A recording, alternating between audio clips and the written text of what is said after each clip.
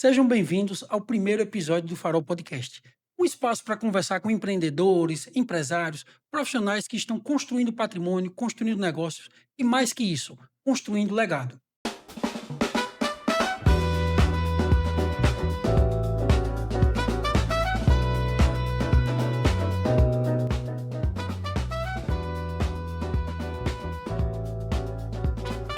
Nesse primeiro episódio, eu escolhi um convidado muito especial. Eu admiro como empresário, como líder e como sócio, e tenho a honra de chamar de amigo. Além disso, tem uma história incrível. Saiu de uma cidade no interior da Bahia, construiu carreira no Banco do Brasil, chegou ao segmento private, atendendo clientes multimilionários, e depois tomou uma decisão que poucos teriam coragem. Abandonou uma carreira consolidada para empreender no mercado financeiro. Hoje, ele está entre os 50 melhores assessores da XP Investimentos no Brasil. Estou falando do meu amigo e sócio, Paulo Soprana. Seja bem-vindo, Paulo. Obrigado, Diego. A satisfação enorme estar aqui no primeiro episódio. Tenho certeza que vão ser boas histórias aqui que vão ser contadas, né? Serão mesmo. Agora deixa eu falar do currículo do homem, né? Que o currículo é extenso e é bacana. Paulo é sócio fundador da Fato Capital, escritório de assessoria de investimentos com mais de 2 bilhões de reais sob custódia. É um dos assessores private da XP Investimentos, um seleto grupo que representa menos de 1% da rede nacional. Já foi eleito entre os 50 maiores assessores do Brasil e esse ano está brigando pelo top 50 mais uma vez. Vale ressaltar que a XP possui mais de 17 mil assessores. Muita gente, viu? E o cara fica entre os melhores. Consolidou-se como referência no atendimento a clientes de alta renda, com mais de 15 anos de experiência no mercado financeiro. Atuou também no segmento private do Banco do Brasil antes de fundar a Fato Capital. É bacharel em Ciências Contábeis, certificação CFP, CPA 20 e Ancor. Possui MBA em Investimentos e Private Bank e Liderança e Gestão de Pessoas. Especialista em sucessão e proteção patrimonial e investimentos no Brasil e no exterior. Conduz famílias e empresas na estruturação de soluções completas para a preservação e crescimento patrimonial. E aí, ficou bem explicado? Mas ficou grande, viu? Ficou legal. Ficou grande porque a experiência é ampla, né? Assim, a gente vai construindo no meio da nossa vida, né? Ainda pouca vida, né? Tem muita coisa ainda. A gente vai construindo um currículo, né? Espero que cada vez cresça mais, né? Então, de fato, é realmente grande. Muito feliz também por construir esse currículo, digamos assim. Beleza. Ô Paulo, antes de a gente dar continuidade aqui, eu queria só abrir um espaço aqui para a gente falar dos nossos patrocinadores. O pessoal da produção estava ali balançando o braço. Olha, patrocinador, patrocinador. Aí vamos aproveitar esse momento. Coloca aí, produção, na tela, os nossos parceiros, Alfa 1 Consultoria do meu amigo Jairo. Forte abraço, Jairo. Levando conexão, internet de qualidade para várias regiões, inclusive a nível de Brasil, viu? O pessoal da Alfa 1 é muito conceituado e eles atendem, se eu não me engano, mais de 20 estados brasileiros. Depois eu vou até corrigir essa informação com o Jairo, mas eu acredito que é isso. De toda forma, é qualidade de conexão que você encontra na Alfa 1. Tem mais, temos a Hope Bros, que até mandou, dá para ver aqui, essa caixa, essa bag aqui. A Hope Bros mandou, que inclusive, ó, deixa eu mostrar aqui. Cervejas temáticas, ó, Paulo. Cerveja aqui. Ela não tá gelada, mas na próxima vai estar. Essas aqui é para mais tarde. Aqui. Para qual câmera eu mostro? Pronto, ó. Aqui uma cerveja temática da Copa do Mundo. Essa aqui da Copa de 1962. Bem interessante. Então a Hope Bros parceiro tá aqui com a gente. Passa aí. Fato Capital. Fato Capital, inclusive, escritório que eu sou suspeito para falar. Eu sou o escritório fundado aqui pelo Paulo. É um escritório private da XP Investimentos. E hoje, nossa carteira tem mais de 2 bilhões de reais sob custódia. E prestamos um serviço de assessoria de investimentos da melhor maneira possível para o nosso cliente. Passa aí. Anexo. Nexo é um serviço nosso desenvolvido aqui. Um assistente pessoal que você utiliza no WhatsApp. Depois eu vou até te mandar o link, Paulo, para tu conhecer. Legal. Então, o Nexo é um serviço que você, por meio do WhatsApp, você consegue conversar com essa inteligência artificial e organizar sua vida financeira e sua agenda de compromissos. Próximo. Max Media, a empresa que a gente está aqui, é basicamente uma agência de marketing digital. E a gente faz um trabalho bem bacana de gestão de redes sociais, tráfego, criação de conteúdo. Beleza? Agora a gente pode voltar para o convidado? Pronto, aí já deram a ordem ali para voltar para o convidado. Pronto, vamos lá. Paulo, vamos começar esse papo do começo, entendendo assim, de fato, como foi na tua infância, lá em Barreiras, como era lá na cidade. Eu particularmente não conheço, nunca fui à Bahia inclusive, mas como foi esse teu início, como era a tua infância, a tua família, como foi isso? Bom, Diegão, então, é uma pergunta legal porque remete a memórias, né. Então, assim, na minha infância, foi uma infância parecida com a maioria dos brasileiros, né, a gente veio de uma infância que a meu pai e minha mãe não tinham recurso financeiro ali suficiente para prover tudo que era de bom e de melhor, né. A gente recebia tudo que era possível dentro da realidade deles, né, que é o sonho de todo pai, é tentar sempre dar o melhor para os filhos, né. Só que infelizmente quando eu tinha 7 anos, né, a gente teve a morte prematura do meu pai, então aquela figura ali paterna, masculina, ele também era o provedor lá de casa, tinha a empresa dele, tecnologia, e infelizmente minha mãe não estava preparada para isso, né, então quando a gente fala até sobre sucessões dentro do escritório, com os meus clientes, eu passei na pele justamente isso, né. E aí minha mãe teve que se virar nos 30, como diz, para justamente tentar alimentar e sustentar 2 filhos, né, que era na época era eu e minha irmã. Então assim, foi uma infância que eu tive essa perda que foi bem marcante, né, e eu via minha mãe desenrolando, como a gente fala, né, correndo atrás de pra, de fato, dar o melhor pra gente, né, que ela podia. E a gente viu que nada foi muito fácil, né, sempre foi muito difícil e tudo teve risco. Minha mãe sempre se arriscou de procurar um emprego em vários lugares, a gente até já mudou de local, né, a gente morava em Barreiro, depois a gente foi tentar a vida em Brasília, por exemplo. Então, foi uma infância, assim, como eu falei, né, muito parecida com a maioria dos brasileiros, não foi uma infância fácil. Fui criado também ali com a ajuda da minha avó, das minhas tias, muita figura, feminina, né. Uhum. Mas que me trouxeram onde eu tô hoje, né, basicamente é mais ou menos isso que foi minha infância, né. Bacana. E assim, Paulo, pelo que você falou, já tinha na tua família uma certa veia empreendedora. Tu falou que teu pai tinha a empresa dele, então depois tua mãe foi se virando, que basicamente é isso que o empreendedor faz, né? O É, empreendedor se vira. eu diria pra você que meu pai, empreendeu, mas eu acho que não foi muito bem de sucesso, né. Teve muito sucesso, minha mãe até brinca, assim, que ele dava com os burros na água, né, em várias coisas que fazia. Inclusive, na época, ele sofreu golpe, né, um sócio dele, estava emitindo nota fiscal fria. E aí ele não tinha percebido isso, enfim, aí foi no momento que ele também cobriu o diagnóstico, ele faleceu com câncer no pâncreas, né, e então acabou ficando tudo muito tumultuado. E minha mãe, na época, foi a mais empreendedora, né, que ela não tinha uma formação nesse sentido, e aí começou a tentar a ir atrás de tudo. Como era uma empresa de tecnologia, informática, em 1997, né, que ele faleceu, minha mãe começou então a dar aulas de informática. Eu lembro que ela até deu aula em casa, Que massa. botou ali uns 4 computadores, e aí dava para alunos do bairro, fez uma parceria com a associação.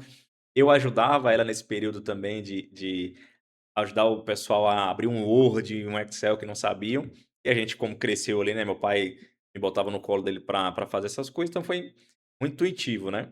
E aí aproveitei também nesse processo, para empreender junto. A gente achava formas ali de tentar aumentar a nossa receita, né, e aí eu comecei na época, não sei nem se eu posso falar isso, né, se eu vou sair daqui preso, mas a gente baixava música, né, o pessoal pedia ali: "Ah, eu quero um CD da do Calcinha Preta, quero um CD do Chiclete com Banana", então a gente baixava a música, colocava no CD e vendia.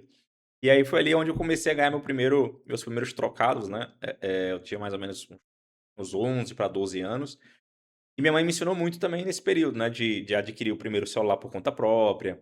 Eh eh, então, assim, ela me passou muito também dessa educação. Então ela começou a empreender nisso, depois ela virou representante comercial, e depois ela entrou no concurso do Banco do Brasil, e aí a nossa vida foi melhorando com o tempo, né. Falou aí agora do Banco do Brasil, já era o tema da evolução da nossa conversa. Era para entender de você como que surgiu a oportunidade, o interesse e pensar, né? Porque eu também sei, como a gente já tem essa relação, eu sei que você entrou muito jovem no Banco do Brasil. Então aí tu já tinha falado de meados quando você tinha 12, 13 anos fazendo esse tipo de atividade, mas ainda jovem tu já conseguiu passar no concurso e tal. Como que surgiu esse interesse, essa vontade aí? Então, muito pelo direcionamento da minha mãe, né. Eh, Confesso que quando eu era mais novo eu não gostava de estudar, né, achava um saco. Inclusive depois de adulto que tá na moda, né, dizem que tá na moda, eu fui diagnosticado com TDAH, então assim, pra mim era muito difícil parar pra estudar. eu gostava muito de jogar videogame, computador. Então, minha mãe percebeu que eu não estava querendo, por exemplo, aqui em Alagoas tem o IFAL, né, que é o Instituto É. Federal de Alagoas, na época era o Cefet. E aí minha mãe percebeu que eu não estava muito afim de fazer Cefet, ela queria, né, que eu passasse no Cefet, depois fosse para uma universidade federal. Enfim, não passei no Cefet, fiz a prova acho que em 30 minutos para ir embora para casa jogar. E depois disso, né, fui para a escola pública naturalmente. A minha mãe, me incentivou também a passar na federal. Passei na primeira fase para engenharia civil, e fui fazer a segunda fase, ela levou meu primo lá para casa, que inclusive é hiper inteligente, para ver se ele me puxava para estudar junto para a segunda fase. E eu me lembro como hoje que ele me chamou para estudar sobre sistemas, matriz ali, enfim, e eu falei para ele: "Não, isso eu já sei". E fui para o meu quarto jogar no meu computador lá, bonito, e a questão que mais valia ponto que caiu no diacho daquela prova foi sistema, matriz, enfim. E aí eu não acertei 100% a prova, eram 40 vagas, eu fiquei em 48º, 47º, uma coisa assim, e não passei na federal. Então aí minha mãe falou: "Olha, já que você não quer estudar, você vai trabalhar. Tá aqui a apostila do Banco do Brasil para você estudar". Não estudei também, obviamente, e eu fui trabalhar como web design, porque como eu tinha habilidade com computação, então fui trabalhar como designer, aí na mesma empresa com web design eu fazia alguns bicos de fotógrafo, então tinha lá levada elétrica em Barreiras, alguma coisa assim, eu ia lá tirar foto e tal. E depois no outro dia estava lá no site fazendo o upload dos sites. Aham. Inclusive tem uns sites aqui em Alagoas, como teve lá, que a pessoa ia pra festa, a gente passava, tirava foto, botava no site, a pessoa ia lá e baixava no site, né, não tinha tanto celular digital assim. Eh, mas aí com o tempo, né, a gente vai amadurecendo, eu fui entendendo realmente que precisaria mudar um pouco aquela minha situação também, eu queria ganhar mais dinheiro também. E comecei a trabalhar por conta própria, fazendo alguns sites em casa, inclusive para jogos, né, lá atrás. E foi quando minha mãe de novo me incentivou a ir pro Banco do Brasil. Ela acordava todo dia às 5 horas da manhã, porque ela tinha que trabalhar numa agência em outra cidade. Então era 5 e pouquinho da manhã, ela estava batendo no meu quarto já: "Acorda, vai estudar", né. E aí eu acabei, né, a força da raiva ali, acordando cedo e fui estudar, e deu certo, né, passei, eu estava com 17 anos, aí eu passei no concurso, acho que passei em 21º. E quando eu Muito completei novo, né, Paulo? Passar com 17 anos. e quando eu completei 18, eu fui chamado logo em seguida. Então, assim, até parece que foi coisa de Deus, né, ó, passei, depois eu fui chamado pra assumir o Banco do Brasil, e lá eu fazia de tudo, né, no começo, imagina, 18 anos dentro de uma agência, me inscrevi na faculdade, aí eu pagava minha faculdade, já nesse caso, pagava meu carro também com o salário que eu tinha no Banco do Brasil, mas eu fazia de tudo. Desde subir no telhado da agência para botar banderola de São João, até atender, tirar senha, pessoa física e jurídica, e foi aí onde fui crescendo lá dentro do próprio banco mesmo, né, tendo muitas oportunidades. Ô Paulo, e tu foi gostando disso? Tu se identificou logo no início, foi gostando? Pô, essa rotina de banco é interessante. Como foi essa adaptação? Sendo bem sincero, não. Eu nunca gostei de nada específico, né, nunca tive um sonho, assim. Óbvio, quando era criança, eu queria ser piloto de jato. Aham, Aí eu cresci e comecei a ter medo de altura. Como é que eu vou ser um certo. piloto de jato com medo de altura, né, não faz sentido. Mas eu sempre gostei, assim, de ter uma qualidade de vida melhor, de ganhar dinheiro, digamos assim, né. Então, eu sabia o que eu precisava fazer, que era estudar muito, e através do que eu fui aprendendo com o tempo, né, de assessorar o cliente dentro do banco, foi aonde eu fui tomando gosto e entendendo que eu poderia ser bom naquilo, né, se poderia ser bom naquilo, então atendia pessoa física, pessoa jurídica, produtor rural, e aí dentro do banco eu fui buscando ali uma especialização. E aí acabei tendo uma especialização ali em grandes investidores, né. E aí foi onde tive a primeira oportunidade em 2013, então 2 anos depois que eu entrei no banco, eu tive a minha primeira promoção. Então aí tu não tinha nem 20 anos ainda, eu estava recém fazendo 20 anos, É, eu estava eu recém-feito estava 20 fazendo anos. 20 anos. Não, eu já tinha, acho que eu tinha completado 20 anos já. E aí eu entrei no private, fui assistente, né, gerente lá, então comecei a fazer a operacionalização de muita coisa, entender como é que pensava um produtor rural naquela época, que era um grande investidor já também, eram pessoas de alta renda, né. E aí com o tempo, assim, você vai amadurecendo. Nesse tempo também eu tive uma oportunidade, né, eu vou falando aqui, Diegão, mas se você Não, não, quiser me tranquilo. interromper, e eu fui tendo a oportunidade também de buscar, de fato, oportunidades dentro onde eu estava. Eu falo que, assim, não tem nada de graça, né, nada foi me dado, tudo também foi conquistado. Então, assim, eu dava minha força de trabalho, dava meu tempo, e em troca, né, eu tinha meu reconhecimento, meu salário e tudo mais. E aí, terminei minha graduação, tinha uns rankings internamente do Banco do Brasil lá na época, para assistente, eu cheguei a ficar em primeiro lugar no país como um todo, fui tomar um café da manhã com o presidente do Banco do Brasil na época, Legal. recebi até um pinzinho de ouro, né, como recordação, tá até guardado lá em casa ainda. E aí isso começou a chamar a atenção também do pessoal onde eu estava trabalhando, só que antes disso já tinha outra experiência dentro do banco, né, como eu falei, fazia de tudo, então era um diferencial também. Ô Paulo, um parêntese aí, como tu mencionou essa questão, dentro do banco, você já estava nessa rotina, já há 2 anos lá, mas como é, até para quem está nos assistindo, como é para quem já está com já é banco, você faz um concurso para ser bancário, né, você vai exercer algumas funções lá, Isso. mas como que tem esse filtro e você disse: "Não, eu consegui ir para o private", como? É uma seleção interna, como é? Então, existe uma seleção interna, tá? O banco ele faz certificações internas também, sobre o agronegócio, investimentos, marketing, tudo, tá? E aí você passa nessas certificações, e aí você vai ganhando pontos num currículo digital interno. O banco te Certo. criava um currículo para cada funcionário, digamos assim, né? E aí, pô, eu quero ir para a área de investimentos pessoa física. Então, as certificações, investimentos, compliance, lavagem de dinheiro, ela tinha um peso maior do que se eu estivesse concorrendo, por exemplo, para a área técnica do agronegócio. E aí eu precisava entender mais sobre o agronegócio, então as certificações ligadas ao agronegócio davam mais pontuações. E aí você Entendi. concorria com outros colegas, quem tivesse bem qualificado ia para a entrevista. Aí na entrevista, dependendo do seu desempenho, você era selecionado ou não. Inclusive, eu fiz 3 entrevistas para poder ser aprovado na primeira opção, né. E na primeira opção, inclusive, que é na última opção, quando eu fui promovido, foi exatamente no dia que eu fui fazer uma cirurgia no olho, eu estava tendo um descolamento de retina, e aí eu tive que ficar quase 2 meses, 3 meses afastado. E no dia que o cara me deu a notícia: "Paulo, parabéns, é você", eu virei para ele e falei: "Olha, eu não sei se você tá sabendo", eu falei na época para quem seria meu chefe, né. Mas eu tô indo fazer uma cirurgia, só volto daqui a uns 2, 3 meses. Aí o cara na hora arregalou o olho, né, falou: "Eita, agora e aí?" Perguntou para o Adilson na época, né, que era o meu chefe. Falou assim: "E aí, Adilson?" Adilson: "Não, pode deixar que eu me viro aqui nesse tempo que ele estiver fora." Aí também fui fazer minha cirurgia, enfim, mas tem todo um processo, né, de seleção. Quase perdi por Aham. isso. E qual o maior desafio para você chegar e se manter no private? Bom, dentro se for lá na ótica de banco, né, na época do banco, o maior desafio era bater as metas. Né, então assim, você fica entre a cruz e a espada ali de fazer o que é melhor para o cliente e ao mesmo tempo também fazer o que o banco entende, que seria bom também para ele, até porque tem um ditado que o pessoal falava assim, que banco não tem coração, tem cofre, né.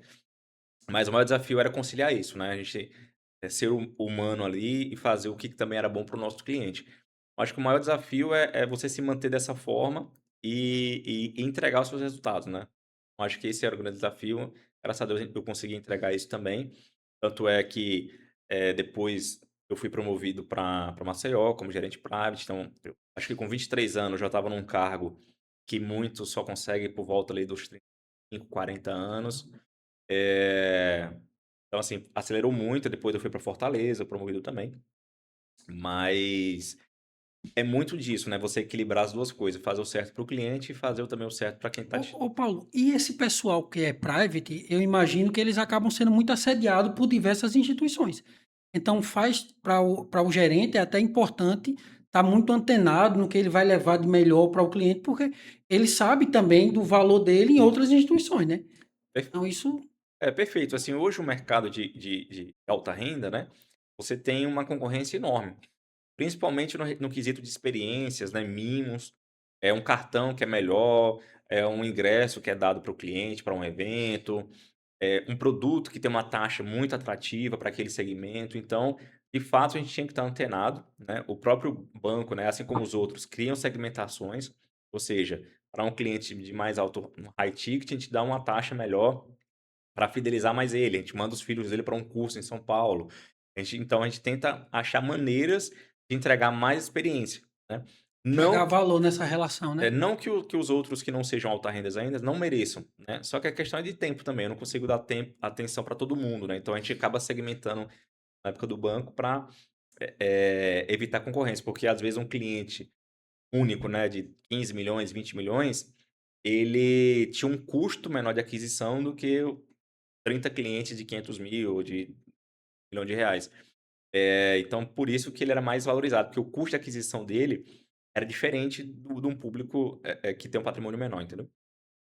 E aí, no caso, o que clientes multimilionários demandam mais diferente do cliente mais convencional? O que é que tu percebia nesse sentido? Ó, vou falar até sobre hoje, né? Hoje meu cliente demanda muito mais sobre confiança.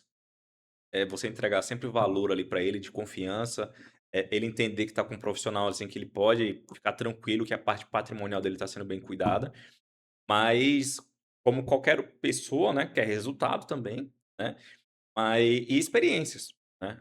Hoje, se eu for dar, por exemplo, um espumante caro para o meu cliente ou um vinho caro, alguma coisa, ele simplesmente pode ir na loja e comprar, né. Mas às vezes é o fato, é o ato. Recebi isso aqui do Paulo. Poxa, que bacana. Recentemente a gente mandou algumas camisas do Brasil, né, Foi, da Copa do da Mundo, Copa do Mundo. para alguns clientes. Pô, aquilo ali, para ele, ele pode comprar uma camisa, né? Ele pode chegar na loja ali e comprar uma camisa, mas assim, ele foi lembrado, né? Ele recebeu isso. E assim que você constrói relações também de longo prazo, porque assim, a gente deu não com interesse, mas como gratificação pela parceria, pela confiança depositada. E aí, com o passar do tempo, vira uma relação de amizade mesmo, né? De extrema confiança. Eu acho que é a palavra certa, eu acho que é isso que eles mais demandam da gente, né? E tu mencionou isso, não foi qualquer camisa, além de ser uma camisa oficial da seleção brasileira em época de Copa do Mundo, foi personalizada, não foi? Foi. Com o nome de cada cliente. O nome de cada Muito bacana cliente. isso. E aí até um cliente me perguntou, né, me perguntou o seguinte: "Paulo, mas você não botou nenhuma logomarca aqui na camisa?" Falei: "Bom, primeiro que a camisa é oficial, não vou É, estragar botando uma marca diferente do padrão, né. E segundo que eu tenho certeza", falei pra ele: "Eu tenho certeza que quando meu cliente estiver vestindo, ele vai vai lembrar". lembrar.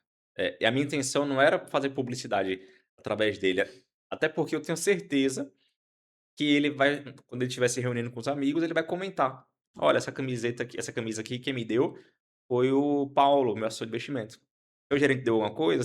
Aí o cara fica: "Pô, não deu nada". É, Então, é mais assim, a ideia foi que o meu cliente realmente lembrasse de mim, o carinho, né, não necessariamente estampasse ele com a propaganda, né. entendi, entendi. E Paulo, seguindo aqui o roteiro que a produção me passou e que a gente desenvolveu, eu achei muito interessante uma questão que a gente tem aqui, que é, como você já tem muitos anos atendendo público de alta renda, você é especialista nisso. Então, tem alguns padrões que tu percebe, alguma característica que é muito comum entre eles, além do fato de ter muito dinheiro?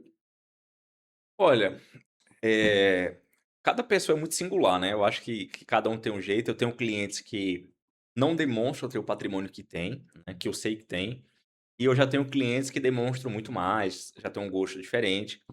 Eh, mas eu acho que eu voltaria naquele ponto, né, digo assim, eu acho que o que eles têm em comum é que eles sempre buscam alguém que eles vão confiar, né. Eu acho que esse é o ponto, falando na parte de investimentos, Uhum, mas assim, na parte de gosto, né, de hábitos, são muito diferentes, né. Eu tenho um cliente que todo dia olha os investimentos, eu tenho um cliente que é uma vez por mês, eu tenho um cliente que não quer nem saber de falar comigo: "Paulo, se vira aí, só quero saber do resultado".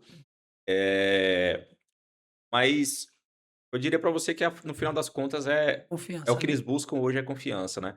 Imagina que a gente tá aqui no podcast, o que você mais quer é saber que seu patrimônio hoje tá bem gerido, tá bem guardado. Eh, enfim, é muito também da criação de cada um, né, como eu te Uhum. falei, eu tenho um cliente que é muito, eh fica muito ali tranquilo, não esbanja, mas eu tenho clientes também que acabam ostentando um pouquinho mais o poder aquisitivo e que tá tudo bem também, É, não tem problema nenhum. perfeito.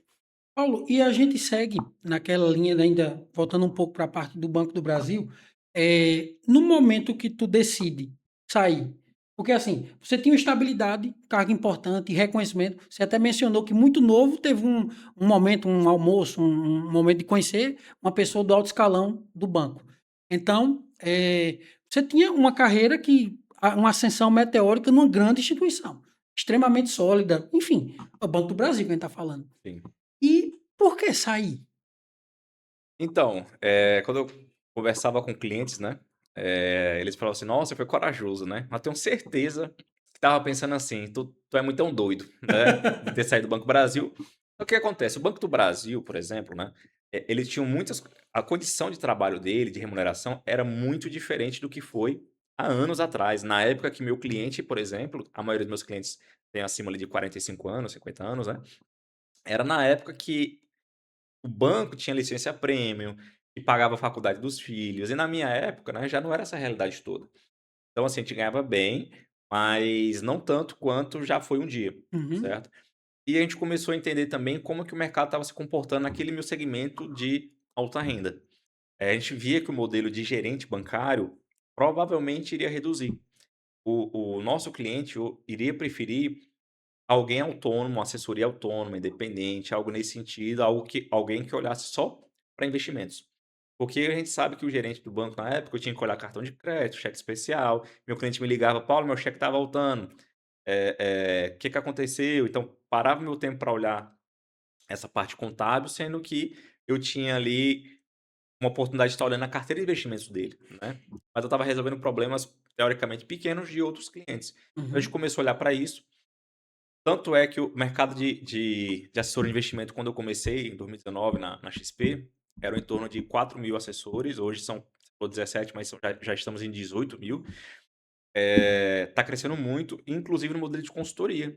E agora eu posso, por exemplo, pegar o meu cliente que tem conta comigo, ele tem conta no Banco do Brasil, Santander e tal, onde ele esteja, e eu assessoro ele em cada banco. Eu não preciso trazer o dinheiro dele para canto nenhum.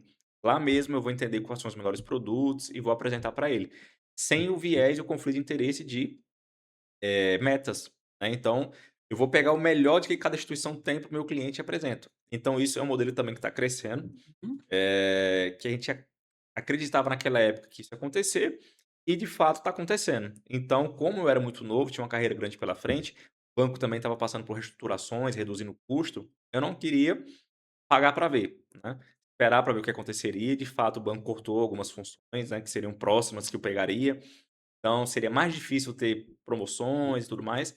Então eu falei: "Olha, eu vou ser o capitão do meu destino". O empurrãozinho que foi quando eu tinha entregado as minhas metas, e aí eu tinha umas férias programadas para passar o Natal na minha cidade, em Barreiras.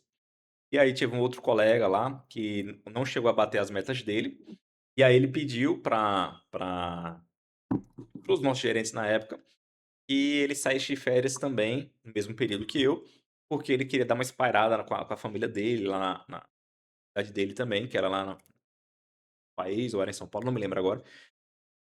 E aí o pessoal virou pra mim, que tinha batido as metas, e falou: "Olha, Paulo, infelizmente você vai ter que cancelar suas férias, porque fulano não tá bem, e aí ele quer dar uma desopilada, né, digamos assim, dar uma refrescada na cabeça com a família, tá sentindo falta, e aí você vai ter que ficar sendo o lateral dele". Então eu tinha que atender meus clientes e o dele nesse período. Aí foi quando eu falei: "Olha, eu não quero mais deixar ninguém decidir meu caminho, meu futuro. Então, poxa, eu fiz o que era pra ser feito e na hora que eu vou tirar minhas férias com a minha família eu não posso, então eu não quero ter essa cobrança".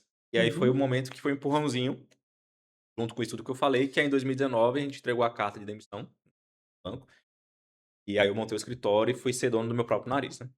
Aí eu já ia perguntar disso, qual foi o momento exato? Então isso aí, esse contexto já passou, mas e aí, quando tu chega, talvez para tua família, para mãe, para esposa, não sei, e chega e diz: "Vou sair do banco", e não você não é doido, tá doido, é? Como é que foi isso? Por incrível que pareça não, minha mãe, por exemplo, ela sempre falou: "Ó, você é muito novo, se der errado tu arruma outra coisa pra fazer". A minha esposa também acreditou muito, né, sempre falou, inclusive beijo Carline, eh, ela sempre falou: "Ó, eu sei que você é capaz, tem potencial, vai-se embora". Conversei também muito com meu sogro, né, e ele também falou a mesma coisa: "Ó, vai, se você acha que dá certo, a gente confia, vai-se embora". Então ninguém da minha família ficou preocupado, eu até achei estranho, né, todo mundo me incentivando, eu falei: "Rapaz, será que tá acontecendo alguma coisa e eu não tô vendo? O que que eu não tô vendo, né?". Quando algo é muito bom e todo mundo tá É, elogiando, é igual na bolsa de valores, né, tá todo mundo querendo comprar a bolsa, alguma coisa tá errada. é. Então, assim, foi muito tranquilo quanto a isso, né. E então foi sempre tive incentivo, mas assim, depois veio a responsabilidade, né. Meu primeiro salário, depois que eu saí, foi R$ 200, né, e eu já tinha um custo de vida e tudo mais. Então, até construir a carteira de clientes, né, confiança de todo mundo, isso levou um tempo. E assim, Paulo, o medo. teve algum medo naquele momento? Tu não, entrega a carta de demissão, vem um frio na barriga, vem uma situação. E agora? Porque foi uma incerteza. Foi. Inclusive, quando eu fui entregar a carta, né, eu suava tanto que eu falei: "Meu Deus do céu, vou desidratar aqui", né. Mas uma coisa que eu sempre tentei levar pra vida que é, se tá com medo, vai com medo mesmo. Tem outra fórmula, né, aí leva um pouco da minha infância, né. Poxa, Uhum, eu não escolhi na época ter perdido meu pai, por exemplo, né. Então, fiquei com medo na época, como é que vai ser a vida, mas eu aprendi nessa momento aí, levar com medo mesmo. Vamos embora, não tenho o que fazer, a vida tá acontecendo. Então sempre, até hoje inclusive, a gente trabalha com medo. Eu tenho medo de, sei lá, meu cliente, ficar decepcionado por algum motivo, eu tenho medo do mercado virar, eu tenho medo, mas a gente tem que fazer o que é possível dentro do nosso controle para minimizar isso, né. Mas no começo foi desafiador, mas eu não deixei que o medo fosse maior do que minha vontade de fazer dar certo, entendeu. ô Paulo, e nesse sentido, tu tinha algum plano B? Tipo assim, tu entregou e vai empreender no ramo de escritório de assessoria de investimentos, mas e aí, tinha uma outra um plano, uma carta na manga se desse errado? Não, o que que acontece, na época, eu acreditava muito em mim, né. Eu acho que é o principal ponto de alguém que vai empreender é acreditar em você mesmo, né. E aí eu pensava o seguinte: "Bom, se não der certo, se não der certo, né, Aham. eu vou procurar emprego". Eu tinha um currículo muito bom, É, já tinha passado pelo Banco do Brasil, então eu tenho certeza que algum banco ia isso. me dar alguma oportunidade. Talvez não com o salário que eu tinha antes, mas para recomeçar, né. Até mesmo clientes poderiam me contratar na época, então, eu tinha essa certeza de que eu ia arrumar alguma coisa para fazer, que eu nunca fiquei acomodado, né. E então, assim, algo plano B especificamente não, eu sabia que se não der certo eu ia atrás de alguma coisa que realmente eu ia conseguir. É, Eu nunca parei para pensar assim: "Não, não vou conseguir", sempre vou conseguir alguma coisa.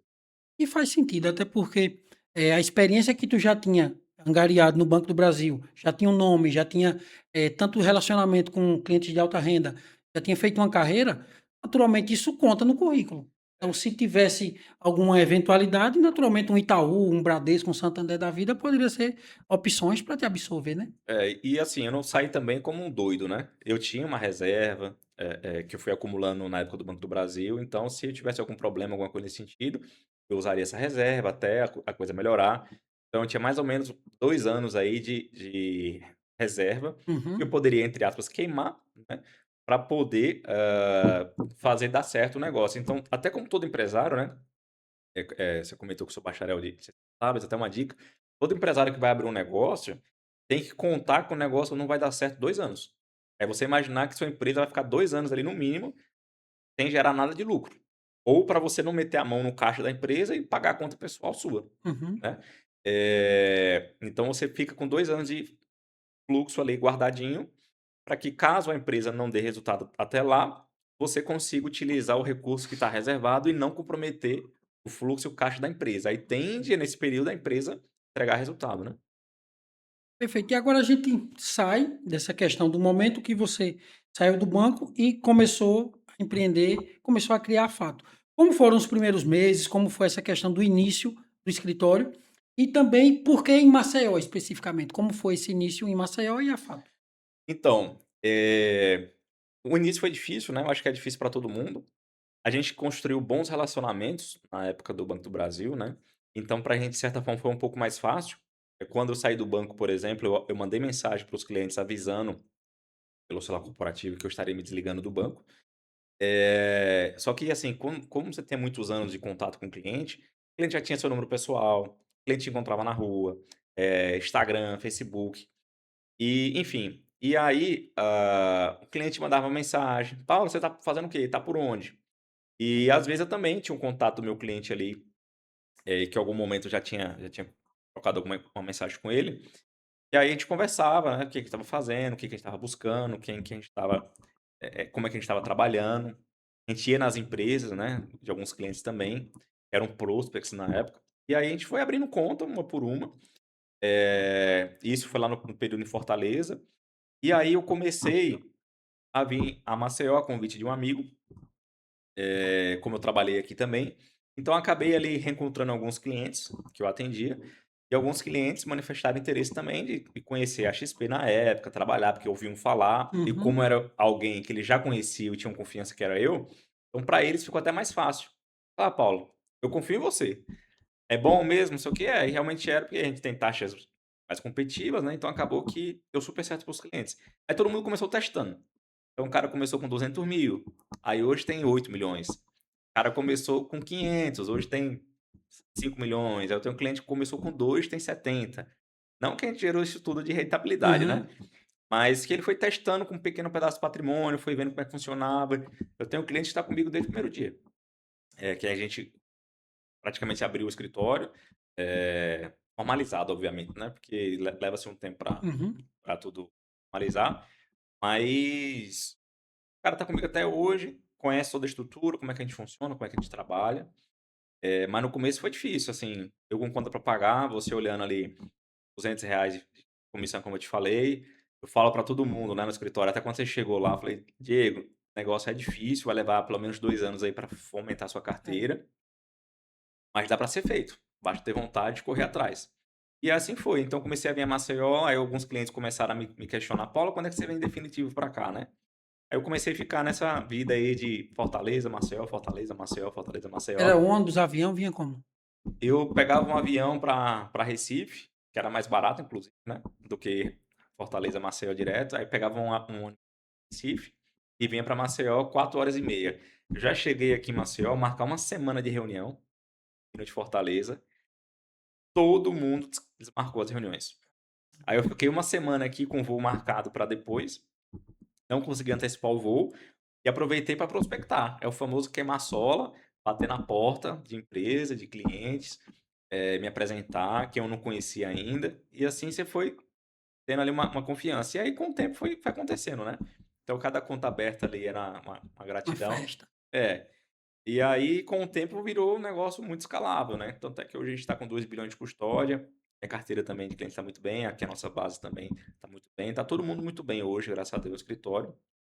Mas no começo foi fácil não. Foi noites ali pensando, "Será que eu fiz a coisa certa?". Eh, Aliás, não é nem que pensar, acho que rolava um pouco nesse pensamento, mas acho que no final das contas era: "Eu tenho que fazer dar certo". Mas batia o medo, estava ali, né, Uhum. principalmente do medo, o medo sempre ficava ali e a gente falava: "Não, mas vai dar certo, amanhã eu vou fazer mais do que eu fiz ontem", e vai vindo. Até uma coisa que eu falo no escritório lá: "Pô, fala com 100 clientes, um vai vir, desse um pega indicação, vamos embora". E assim as coisas vão acontecendo, assim como aconteceu comigo, né. Então, no começo foi difícil, ainda é difícil, né, porque hoje eu não trabalho com investimento, a gente trabalha hoje com confiança, como eu falei, né. Confiança de gerenciar o patrimônio, gerenciar não, assessorar o patrimônio do nosso cliente, tanto financeiro como imobiliário ali em alguns casos, acessórios, né, sucessões, investimento no exterior. Então a gente acaba sendo um parceiro importante na vida do cliente. Mas até hoje não é fácil, mas no começo foi mais.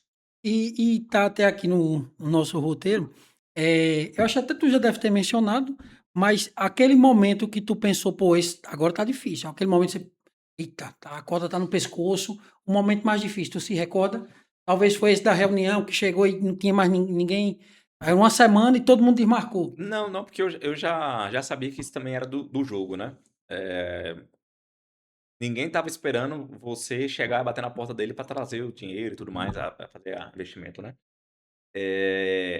Eu tinha uma planilha, eu calculava quanto tempo de vida eu tinha, né. Aham. Então quando batesse 7 meses de reserva, seria o momento que eu estopasse a operação e eu ia procurar emprego, de fato, né. Falei: "Não, vou atrás aqui de algum banco", mas esse número nunca chegou próximo de 7, né. Eu acho que um número mais próximo que chegou na época foi 17 meses. Então, assim, eu tinha 10 meses ainda, além do tempo que eu me dei, né. Aí depois quando bateu os 17 meses, aí começou a aumentar de novo a reserva, 18, 19, 20, 30, 40, até que eu larguei mão da planilha, porque não estava Aham. mais fazendo sentido, né. Mas eu tinha muito isso no controle, né. Até bater isso na terapia, façam terapia, tá, gente? Porque, eh eh essa questão, essa necessidade de fazer o controle, né, de ter o controle na mão. Eu não tinha um controle, o que que eu poderia fazer? Eu tentava controlar meus meses de trabalho. Então, pô, se eu não conseguir chegar a até 7 meses aqui de reserva, no mínimo, eu vou procurar emprego. Então era a forma que eu tinha para controlar. Uhum. Aí, meu amigo, tem coisa que você não controla, né. É. Então, assim, eu sempre fui muito nesse sentido, eu sempre não dei um eu nunca dei um passo maior que a perna, né. Já tive problemas, né, prejuízo com algumas operações fora da assessoria, né, Uhum. como outros negócios que eu abri, mas eram operações e recursos que não me fazem falta, né, não me fariam falta. Até dar um exemplo, meu cliente pergunta sobre criptomoeda, né. Cara, criptomoeda você tem que botar um dinheiro que você pode perder, porque amanhã você pode acordar um belo dia e ter alguma notícia que detonou a criptomoeda. Pode acontecer, Ótimo. né. Então eu sempre tive esse pezinho no chão, até aonde eu posso chegar, né. E em que momento tu percebe assim: "Eita, agora tá funcionando, o negócio fluiu, engrenou", aquele momento que você sente: "Eita, agora aqui tá indo". É, pra mim foi fácil porque eu tinha essa planilha, né. Aham, Então o momento foi quando eu comecei a ver que mês após mês, por exemplo, fechei o mês de maio, ganhei 3 meses de vida. "Opa, o aham, negócio aqui tá andando". Aí chegou o mês de junho, ganhei mais 2. Então a quantidade de meses de vida que eu estava ganhando, eh eh, no meu negócio, estava sendo maior do que eu estava gastando. Então eu trabalhava um mês e ganhava 2, 3. Então foi um nesse momento já ganhava mais do que no Banco do Brasil. já estava ganhando mais. Aí foi um momento que de fato, assim, não, agora foi. E de novo, se por um acaso desse uma reduzida, alguma coisa assim, eu ia atrás pra fazer dar certo de novo, né. Mas aí depois vira osmose, né, é aquele cliente que começou, já teve confiança, trouxe mais dinheiro, indicou mais pessoas. E a ideia é sempre assim, eu comecei com, vamos supor, 10, aí eu vou atrás de 20, depois de 30, depois de 50, depois de 100, e aí vira uma cadeia, né, um indica o outro e o negócio começa a andar. Paulo, e me diz uma coisa, a gente passou pelo teu início, passou ali pelo teu tempo no Banco do Brasil, a criação do escritório. Hoje o escritório, a gente sabe, vento em popa, o escritório já tem 2 bilhões sob custódia. E aí eu venho entender agora contigo, eh, como foi para você essa questão de passar a liderar pessoas no teu negócio? Porque basicamente, eu até coloquei aqui essa pergunta, é mais fácil ou captar cliente ou liderar pessoas? Como foi essa questão para tu de assumir essa gestão, tendo em vista que a nossa relação dentro do escritório não é como um CLT, né, é mais como um PJ, uma prestação de serviço. Como é que tu entende isso, de liderar esse pessoal? Bom, essa pergunta de eu nunca parei pra pensar, né, o que que é mais fácil, captar um cliente ou Liderar. liderar? Eu acho que captar cliente é mais fácil, porque eu dependo só de mim ali e o cliente, de convencer aquele cliente, né. Quando eu lidero, eu tenho que convencer aquele liderado a fazer o que eu entendo que seja o melhor para ele replicar isso e entender o que que é melhor para o cliente dele também. Então meio que vira uma telefone sem fio, né, É. digamos assim. E pessoas têm vícios, né. Geralmente, assim, lá no escritório, a gente teve um assessor que a gente começou ali da base, mas já trabalhou em outro lugar, então a gente tem que quebrar um pouco desses vícios, crenças que essa pessoa tem, né, de como deve ser trabalhado melhor. Por exemplo: "Ah, não vou ligar para o cliente porque vou ser chato". Vai, liga para o cliente, às vezes o cliente não olha o WhatsApp, por exemplo, né. Então, assim, você liderar, mostrar para o liderado ali o caminho mais adequado, o caminho que você já percorreu, e ele entender que aquilo realmente faz sentido, leva mais um tempo, né. Poxa, eu adoro usar uma frase do escritório, ela falou: "Eu te avisei, sou campeão Não, de". nem precisa dizer isso, nem precisa. Ele já disse essa frase para mim 500 vezes. Então assim, é você mostrar isso de fato, não que a pessoa esteja errada, mas assim, cada pessoa tem uma forma de pensar, de contestar, de achar que pode ser diferente, ou que tem um bloqueio. Poxa, eu não consigo ligar para o cara, assim, eu acho que eu estou incomodando ele, eu acho que, né. Eu tenho um cliente que falou assim: "Paulo, uma pessoa da XP veio aqui uma vez só. Se ele tivesse vindo de novo aqui, eu acho que ele tinha me convencido". Eu falei: "Ué, cara, será que o cliente não quer isso, não quer ser convencido?". E o cliente tem o direito de dizer não também, né. É. Mas assim, parte do princípio de fazer boa escolha de profissionais que vão trabalhar contigo, né. Lá a gente tem a relação de sócio no escritório, e dá pelo exemplo, né, liderar pelo exemplo, eu acho que é o mais importante, mas não é fácil. Eu acho que captar cliente é mais fácil, porque eu chego, meu cliente já conversa, porque eu já Aham. sei. É difícil você ensinar isso para alguém replicar, né, mas acho que é por aí.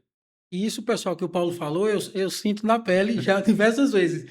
Já teve coisa que Paulo dizia assim: "Ó, faça desse jeito não, faça assim". Aí depois eu ia lá e fazia do meu jeito, aí depois eu voltava com o rabinho entre as pernas: "Não, Paulo, deu errado".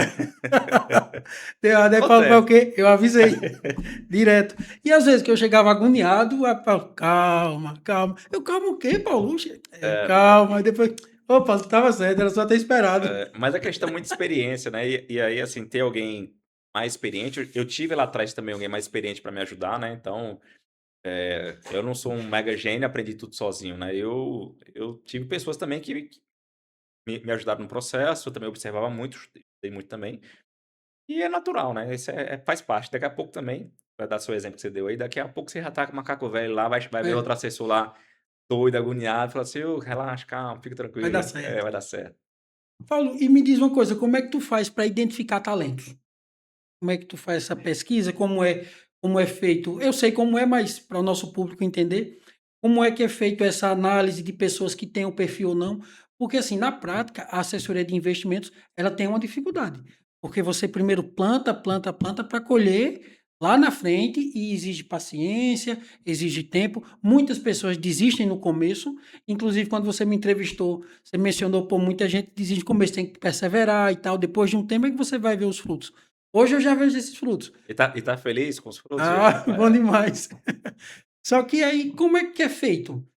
Pra, pronto, uma pessoa como eu, como que eu acabei indo para lá? Como que vocês identificam? Então, é difícil, né, identificar, a gente não tem tantas pessoas no mercado hoje, já prontas, né, para fazer isso, então a gente tem que, de fato, ali, entender quais são as características que aquele profissional tem ou não tem, e vão encaixar com a metodologia que a gente entende que funciona, né. Então o primeiro passo é pessoas idôneas, né, pessoas ali corretas, honestas, e eu acho que o segundo ponto que eu aprendi também com essa minha experiência, né, foi que eu prefiro pessoas com vontade, né. Não adianta eu ter uma pessoa que entende tudo de mercado, mas a pessoa não tem vontade de conversar com o cliente, de ir atrás de um cliente, prospectar um cliente, porque eu sei que o escritório não vai ser remunerado, o assessor não vai ser remunerado, e não vai fazer sentido para ele estar nessa carreira. Então, o que eu sempre gostei no público é alguém com vontade, que quer fazer dar certo como eu fiz lá atrás. É muito difícil eu pensar um pouco diferente do que eu vivenciei, né. Então se eu pego alguém com perfil, assim, que tem vontade, quer aprender, eu acho muito mais valioso do que alguém que já sabe tudo e no final das contas não faz nada, né. Então, eu acho que o primeiro ponto, né, para trabalhar na assessoria é a idoneidade da pessoa, né, a honestidade e a segurança que ela transmite, vontade de aprender e, persistência também, né, de correr atrás e bater na porta, de conversar, não ficar triste com o primeiro não. É. Até porque eu acho que na nossa vida é assim, né, independente de trabalho, mas falando de lado pessoal, todo mundo passou por algum problema pessoal, eh, mas de alguma forma a pessoa tenta dar a volta por cima, né. Então, não só no lado profissional, mas o pessoal também, a pessoa assim, que mete a cara, que dá, que quer fazer dar certo, eu acho que para mim tem um perfil muito mais interessante do que eu pegar um gerente de 50 anos, que o cara já tá ali mais ou menos querendo acomodar, não é muito o perfil que a gente gosta, né. Porque como eu te falei, quando você foi fazer entrevista, por exemplo, Diego, demora e tem que correr atrás. Então, assim, não adianta também ter um cara que tá mais acomodado, que não vai correr tanto atrás, ele não vai estar feliz. Então eu não quero alguém que não esteja feliz. Eu acho que liderar, pessoas felizes é muito melhor. Então, assim, alguém que não tá feliz é muito difícil de eu motivar, de tentar correr atrás, e tudo depende muito da pessoa. E às vezes, Paulo, até a pessoa infeliz ou triste, ela meio que começa a contaminar o ambiente, começa a pesar, começa a ficar pô, muito negativo e acaba influenciando o comportamento dos outros. Porque para o ruim, um monte de gente vai. Agora, para o bom, dá mais trabalho de arrastar para o bom. E eu não vendo expectativa, né. É por isso que eu uso minha frase, eu avisei. Eu adoro usar minha frase, eu avisei. Todo lugar eu uso. Porque eu prefiro que a pessoa tenha uma noção, né, do que ela está entrando, do que ela vai fazer, do que eu vender um sonho para ela, prejudicar 2 3 anos da vida dela ali, num negócio que ela achava que era diferente, mas eu dar a verdade para ela, como é que vai ser, e ela já entra com menos expectativa, né. Então se ela for Uhum. surpreendida positivamente, é muito Melhor, melhor, né. Então acho melhor. que é por aí.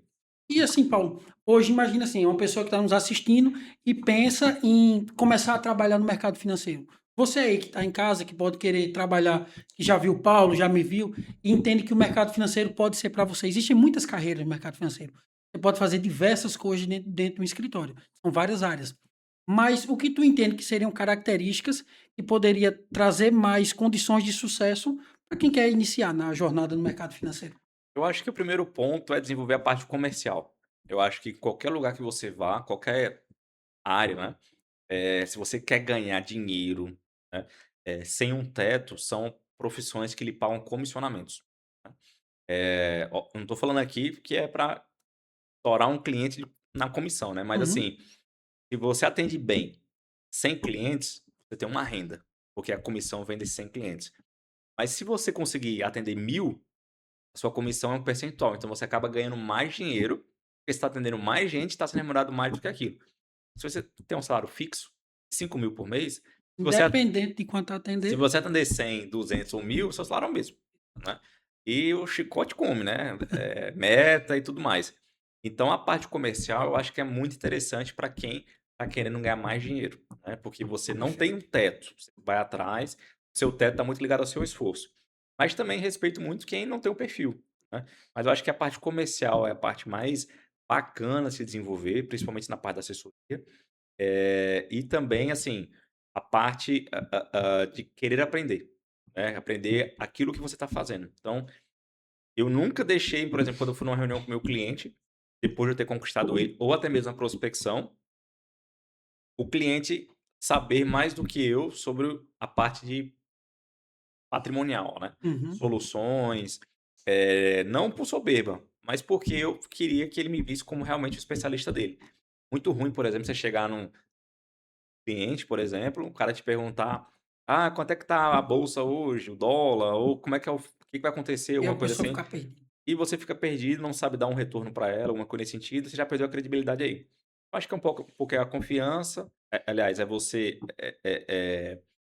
estudar aquilo que você faz e desenvolver a parte comercial. Eu acho que para qualquer empresa, hoje, no Brasil principalmente, são profissionais hoje que estão sendo bem mais vistos, né, e mais requisitados e disputados inclusive. Paulo, e assim, você me corrigiu naquela questão dos números de assessores. Eu tinha mencionado então que a XP tem 17.000, mas já passou de 18. No universo de 18.000 assessores, como que se faz? O que é que separa um assessor mediano de uma pessoa excepcional que está lá entre os top 50 melhores?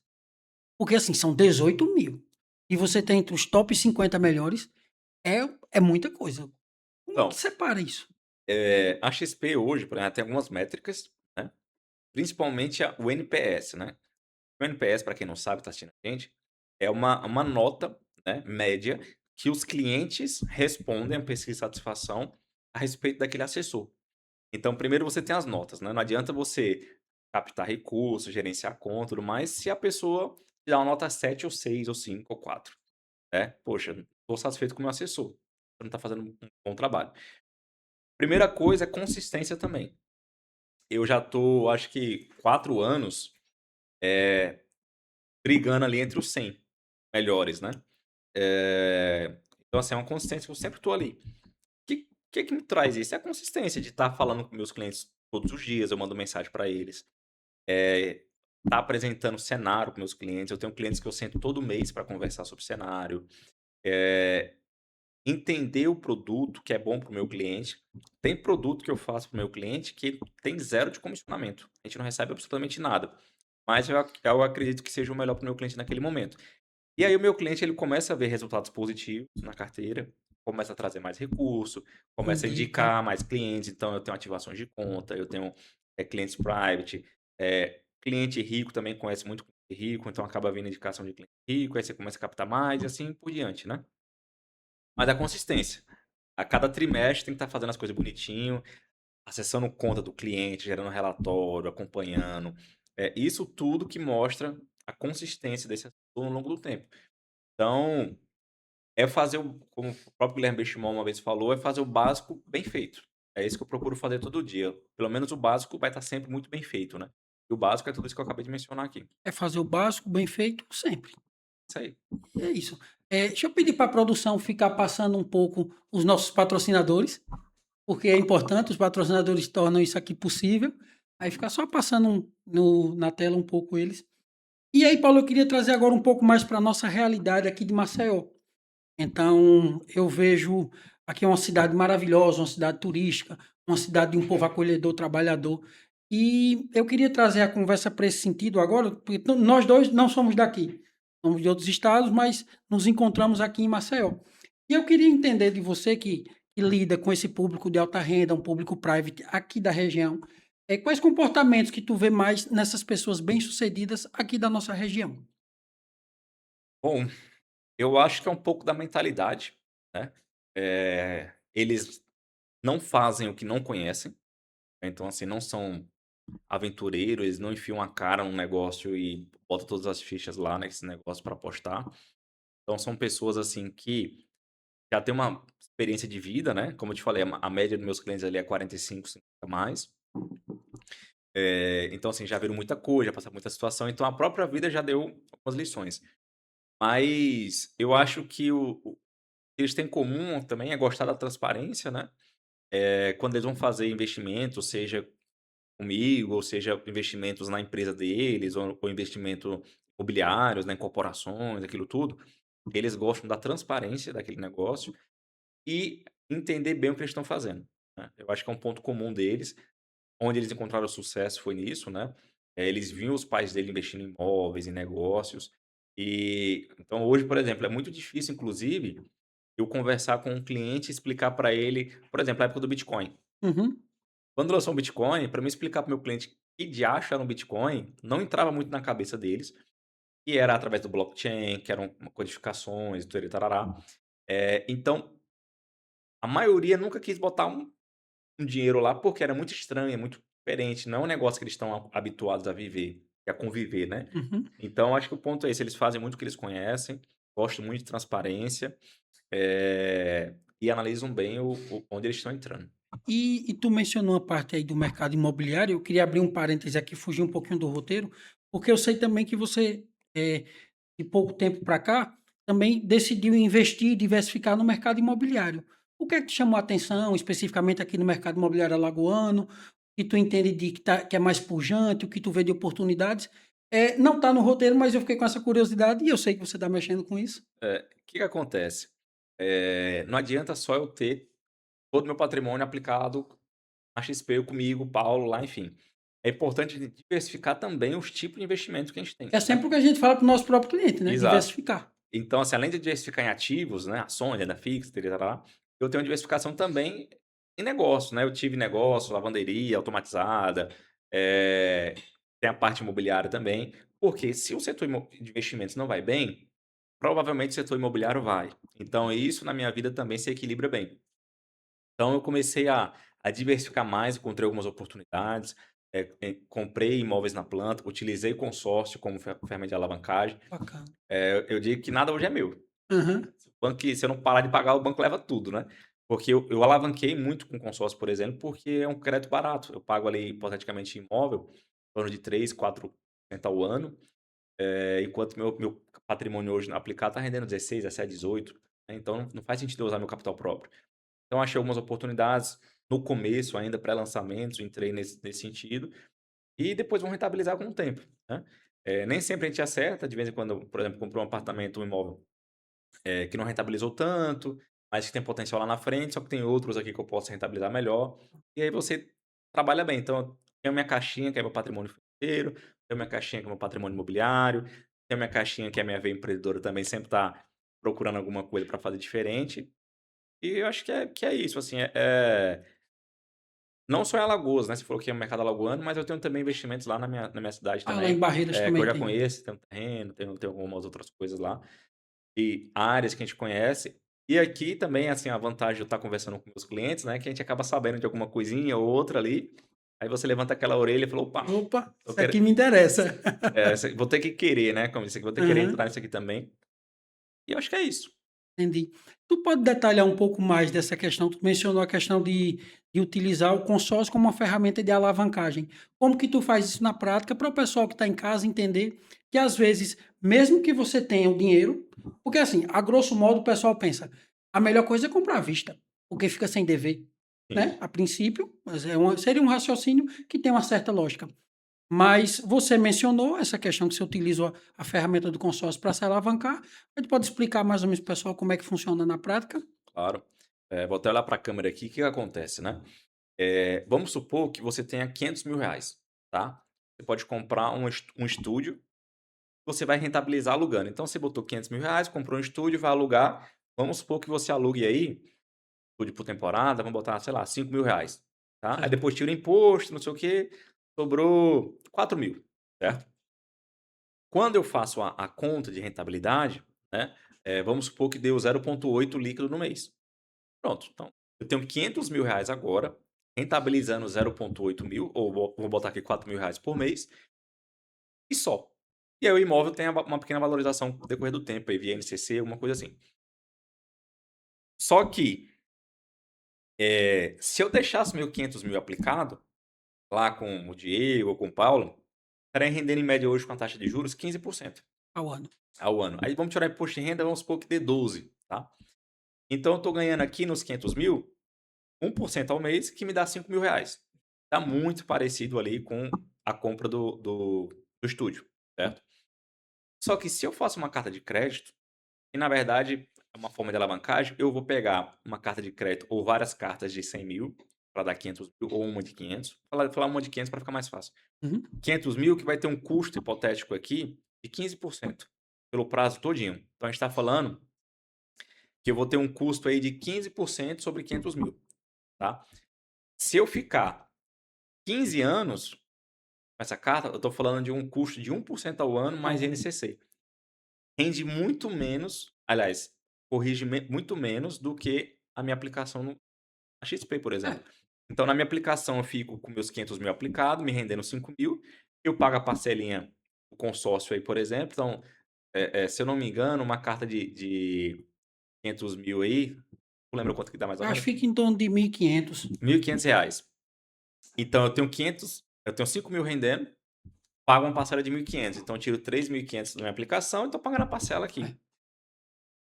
Quando eu for contemplado nessa carta, e eu não vou utilizá-la por agora, não achei nenhuma oportunidade, vamos supor que eu contemplei ela com 25% de lance, que é a estratégia que a gente faz. É.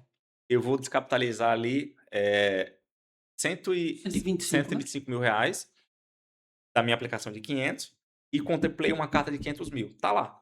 A partir de agora, essa carta de 500.000 fica rentabilizando em torno de 1%, que é 98% do CDI.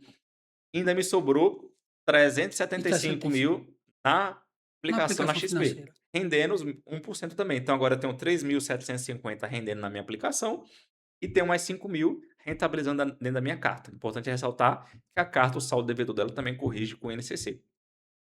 Então, o que que eu tenho aqui agora? Eu tenho 8.000 tanto de rentabilização do negócio. Eu posso pegar inclusive essa carta agora, comprar o estúdio e alugar. Aí vamos supor, quanto que foi a parcelinha que você me falou aqui? 1.500 mais ou R$ 1.500 menos. aproximadamente, certo? Aí eu comprei o estúdio e aluguei. Eu dei o exemplo aqui que ficou R$ 5.000 de aluguel. Me sobra 4 líquido Isso. por mês.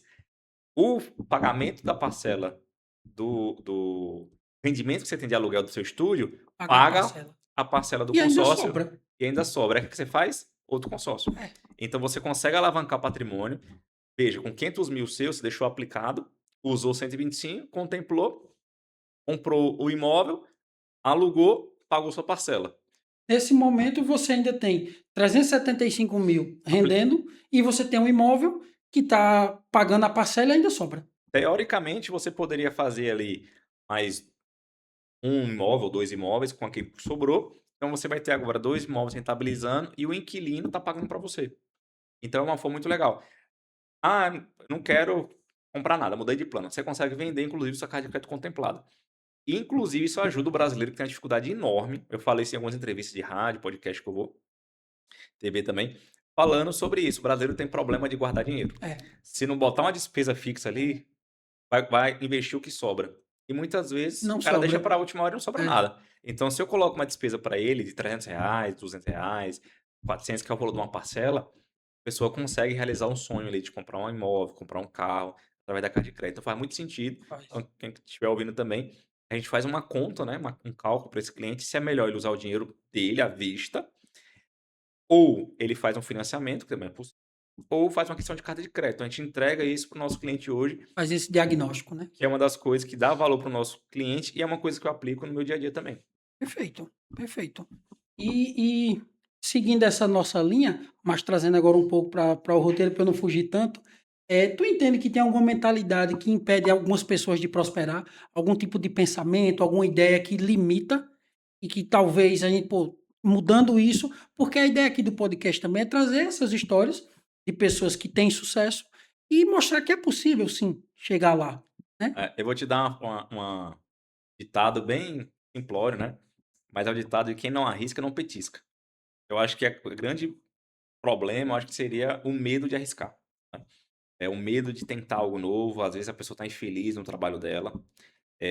Inclusive eu fiz uma entrevista com um tio assessor, né, que tá para entrar no escritório também, e ele se desenvolveu numa empresa, trabalhou bastante, começou a estudar mercado financeiro tem uns 2 anos, e sempre quis trabalhar no mercado financeiro. Uhum. Mas assim, a rotina, a vida dele estava impedindo dele tomar uma decisão. Até que adivinha o quê? Foi demitido. Foi demitido. Aí foi demitido e foi o empurrão que ele precisava. Então agora ele vai recomeçar a carreira dele na parte de assessoria. Então assim, será que se ele não tivesse sido demitido, ele teria tomado o risco, aí de tentar? Talvez Eh continuar empurrando com a barriga mais um tempo. então assim, o Kevin, nosso assessor do escritório também lá, foi tentar assessoria, deu super certo, né. Então assim, eu acho que o diferencial é a pessoa querer tentar, se arriscar.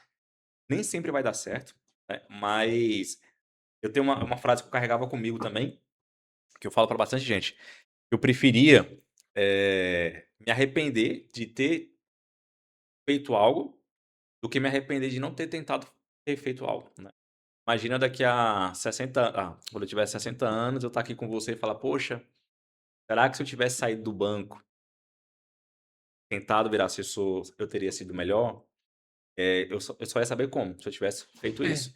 Então eu prefiro me arrepender de ter saído e falar: "Poxa, me arrependi de ter saído", e tocar minha vida, do que sempre ficar imaginando como seria. Eu não gosto do como seria. Então acho que a grande mentalidade que a pessoa tem que ter hoje é ter vai com medo mesmo, vai com coragem e se for pra se arrepender, se arrependa de algo que você fez, não de algo que você você deixou não de fez. fazer, né. Perfeito. Muito sentido. E qual é o erro que você vê é mais comum para quem. Eu coloquei assim no nosso roteiro, e agora eu fiquei em dúvida se esse era o melhor caminho de perguntar. Mas qual é o erro financeiro mais comum entre profissionais de alta renda, entre o pessoal, entre os clientes de alta renda, o que tu percebe que existe um erro mais comum que esse pessoal tem cometido? Tem o erro mais comum é a falta de organização. Quem Mesmo o tem cara com muito dinheiro acaba sendo desorganizado. desorganizado. E acaba assim, tem muito dinheiro porque ganha muito dinheiro. Mas não tem um controle eficiente de gasto, não tem um controle sucessório bem feito. Tem soluções, por exemplo, o cara está recebendo na pessoa física. Se ele tivesse recebendo, por exemplo, aluguéis na pessoa jurídica, a pessoa física tem um recolhimento de 27,5, até Isso. 27,5, né. A pessoa jurídica teria 12, 14, então você economizaria em torno de 10, 12% ao ano de imposto. Eu acho que o principal ponto é a desorganização. E a pessoa acaba tendo patrimônio porque ela ganha mais do que gasta. Mas a desorganização é o principal ponto. A gente fez muita reestruturação patrimonial no escritório, convidar o cliente para uma conversa, explicar a reforma tributária, explicar como é que funciona, a parte sucessória. Tem projetos aí querendo aumentar o ITCMD, que é o imposto de doação, causa-mortes, né, na verdade causa-mortes, de 8% como teto para Nossa, 16%, dobrar? dobrar. Então você imagina que você tem hoje um patrimônio de 10 milhões, que hoje sua família gastaria 800 mil para só do imposto, tá, sem honorário advocatício e tudo mais, e simplesmente dobrar. Um Então, milhão e 600 1.600.000. mil. Diga aí. Então sua família deixa de receber esse patrimônio. E existem ferramentas para se organizar isso. Então o grande problema hoje é a falta de desorganização. É a falta de organização. E o que no e o isso é também acaba sendo um dos diferenciais do nosso trabalho lá na Fato. Essa análise 360 do patrimônio do cliente e além dos investimentos, e além do CDB, do CRI, da LCA, é entender que existe um patrimônio que também precisa ser legado aos herdeiros, até porque você trabalhou tanto, você ralou tanto para ter algo, e depois o Estado leva uma boa parte, então É. porque, né, seria melhor deixar para os nossos. Aí o pessoal fala assim: "Ah, nos Estados Unidos é 40%, né, que a gente ainda tá barato". É 40%, se eu não me engano, o cara tem que ter lá $5 milhões para chegar a 40%. Então não é a grande realidade do brasileiro, né. Eh, mas foi uma coisa que eu percebia no atendimento que a gente tinha com o cliente, a gente percebia eu percebia que tinha uma deficiência em alguns casos ali, e aí foi a hora que a gente começou a explorar bem esse oceano, né, de clicar, e aí foi onde também o cliente começou a ver mais valor ainda na gente, né. É porque hoje em dia a gente comenta muito que o investimento em si ele já é uma commodity, né. O produto que eu tenho na minha plataforma, ele também vai ter em outras plataformas. Perfeito. Então a gente tem que se diferenciar pelo que a gente agrega, no atendimento, na oferta de produtos, na análise 360, de você realmente levar para o cliente o que faz mais sentido para ele e não para a instituição que a gente está representando. A gente pensa de fato no cliente e isso não é uma força de expressão. É que a gente entende que se o cliente estiver satisfeito, estiver tendo uma boa rentabilidade, ele vai estar feliz. E se ele vai estar feliz, ele me recomenda, ele traz mais recurso, Eu natural. acho que o grande desafio é educar. É educar o cliente que ele precisa cuidar do patrimônio dele melhor, né. Inclusive eu tenho alguns médicos lá que, até brinco, né, que é mais fácil eu ver o Alexandre de Moraes lá no escritório do que eles. Eu fico no pé: "Ó, pra você conversar", e de fato eles até reconhecem isso, mas acho que é a questão da desorganização mesmo, Diego, é o ponto-chave, assim. Paulo, e como tu enxerga hoje o investidor brasileiro? Então, o investidor brasileiro hoje, infelizmente, não consegue se desenvolver tanto. Tem muita coisa mudando, né? Tem ETFs que estão sendo lançados aí, interessantíssimos. Por exemplo, tem um ETF de renda fixa que você investe sem IOF, você investe o imposto de renda já com a alíquota de 15%, não precisa esperar 2 anos para baixar. E é renda fixa do Tesouro, né? Tem muita coisa legal nesse sentido que já existe no mercado europeu e americano há muitos anos, né? Então, assim, a gente está desenvolvendo, mas tem um problema. Como a nossa taxa de juros é alta, isso desmotiva o cara a tentar procurar outros ativos, né. O cara vai botar no CDB ali, numa taxa do Tesouro IPCA mais 8, Oxe, sem fi risco nenhum. IPCA mais 8 ele vai é, se arriscar para quê? fica ali e tá ótimo. Então, assim, o investidor brasileiro hoje tem muita coisa para desenvolver, mas o nosso mercado também ainda está engatinhando, existe uma força contrária, né. A gente fala, a taxa de juros está boa, o cara não precisa correr tanto risco para ganhar dinheiro. Então ele fica no confortável ali, no arroz com feijão, e eu acho que ainda falta muita maturidade para o mercado brasileiro. Isso até prejudica um pouco da nossa economia real, porque o empresário, o investidor, ele entende, pô, se eu vou ter 15%, o 14,5%, como está a Selic hoje, ou mesmo IPCA mais 8, um título público, com segurança, sem fazer nada, para que eu vou correr risco? Para que que eu vou construir uma casa para vender? É, Para que que eu vou abrir um negócio? E aí, o que que acontece? A gente não tem pessoas sendo contratadas para executar, então as pessoas não têm, renda. isso. Aí com a renda essa pessoa vai ali no mercado, compra alimentos, né, e a Compra economia roupa. começa a girar. Então isso é um problema econômico falando também. Infelizmente é a realidade do Brasil que tá todo mundo acostumado com o famoso 1% ao mês, né. E qual o maior erro do investidor? O maior erro do investidor é achar que sabe tudo. É É, mesmo. é. O investidor acha que as ações vão cair porque a pesquisa eleitoral mostrou aquilo, ou porque a esquerda ou direita vai detonar o país, ou porque, viu no Instagram, e a pessoa não para um pouquinho para dar uma olhada nos fatos, né. E aí por isso que eu falo que a pessoa acha que sabe tudo. Ela viu, comprou aquela ideia e vai-se embora. Eu tive um cliente na pandemia, por exemplo, que endoidou, resgatou até uma posição de ouro que ele tinha. Eu falei: "Meu amigo, você tirou o ouro, o negócio estava subindo, posição, protegendo sua carteira". Ele: "Ah, Paulo, eu fiquei com medo". "Ah, por que que você falou comigo na época?". "Não, Paulo, porque eu estava meio agoniado lá dentro de casa, aí quando eu fiz, aí eu vi que fiz besteira, também não quis te falar depois", mas a gente acompanha, né, a gente vê o É. que tá acontecendo. Mas acho que o maior erro do investidor é achar que sabe demais, e acaba cometendo erro, comprando. Eu tive um problema também com uma cliente que, por conta própria, ela comprou, Tesouro IPCA. Tesouro IPCA sofre marcação a mercado, para quem não sabe, você compra, por exemplo, R$ 100.000 do Tesouro IPCA. Se o governo no outro dia está emitindo uma taxa maior, esse seu tesouro que você comprou hoje, ele perde um pouco de valor.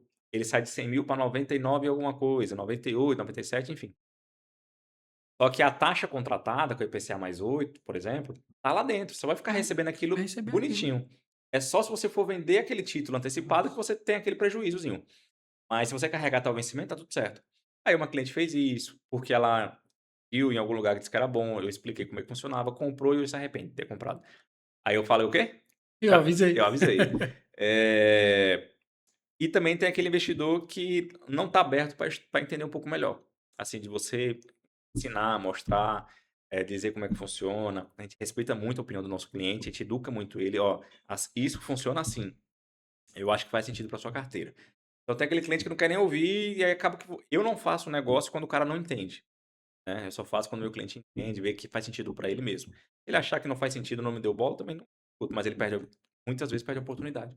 E tu mencionou isso, me lembrou que ontem mesmo, por coincidência, um cliente meu, acho que tu até conhece ele, o Luiz, ele mandou uma mensagem porque ele tem uma posição em tesouro e desvalorizou. E aí ele falou: "Ah, por que que tá acontecendo? Porque eu achei que isso aqui era muito seguro." É, Aí eu expliquei: "Não, continua sendo seguro, só que sofre marcação a mercado." Aí fui explicar o que era marcação a mercado, mas que carregando o título até o prazo estipulado lá, vai receber o que estava é, lá garantido. e tem até Aí ele uma. falou: "Ah, então eu vou deixar." Mas ele cogitou até vender porque viu diminuindo, É, mas faz parte.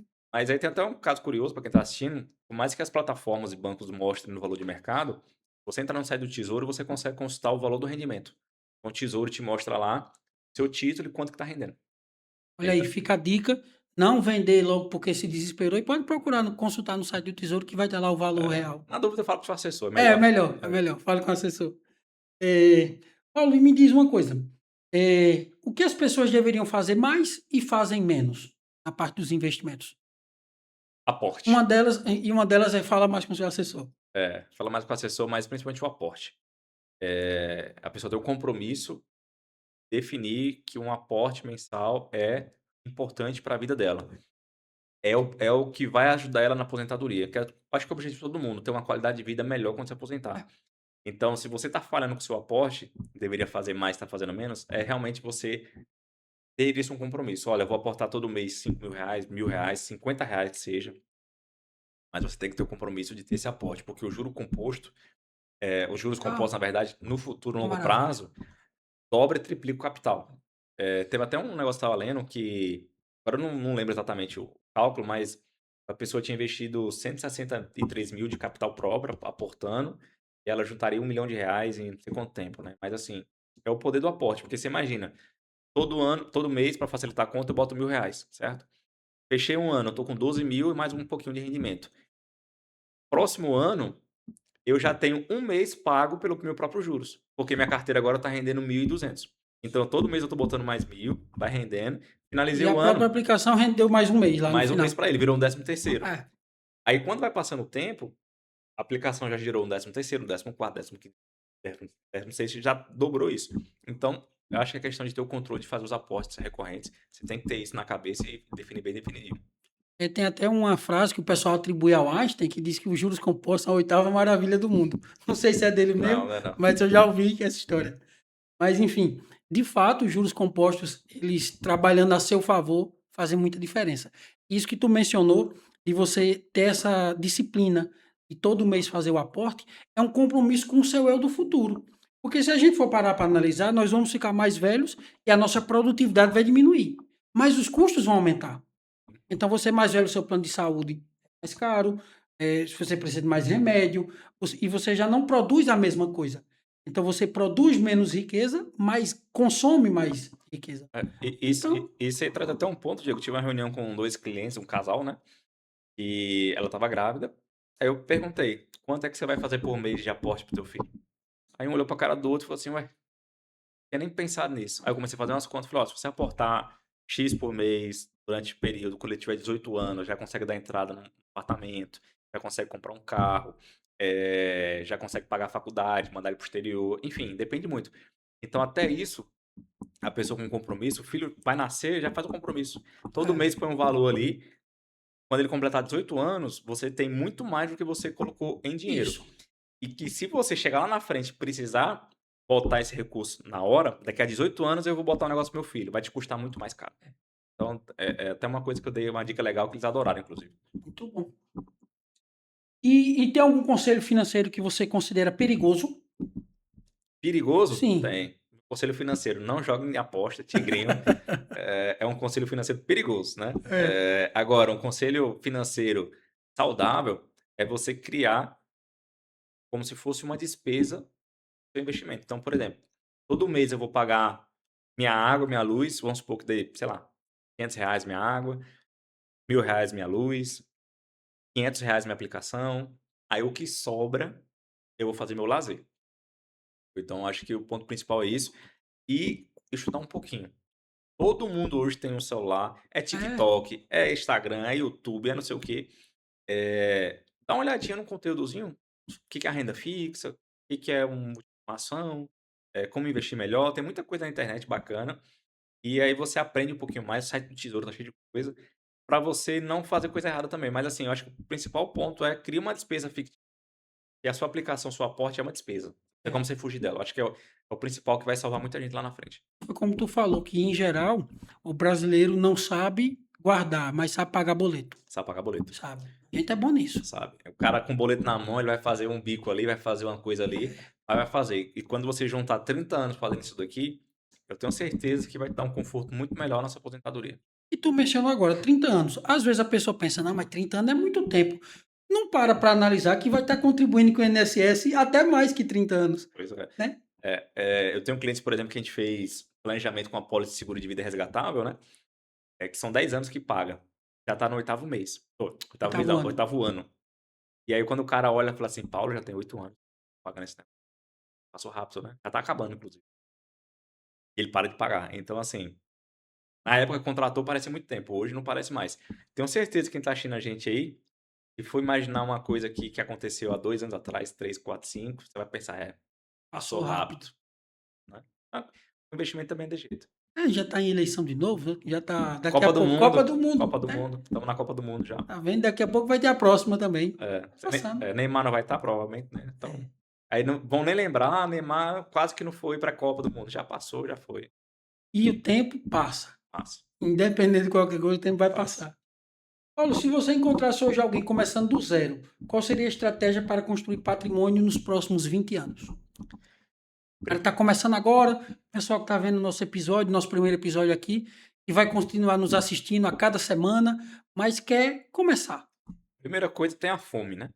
Fome de fazer dar certo o que for o que queira fazer, seja ter um patrimônio melhor no futuro, seja alguma coisa nesse sentido.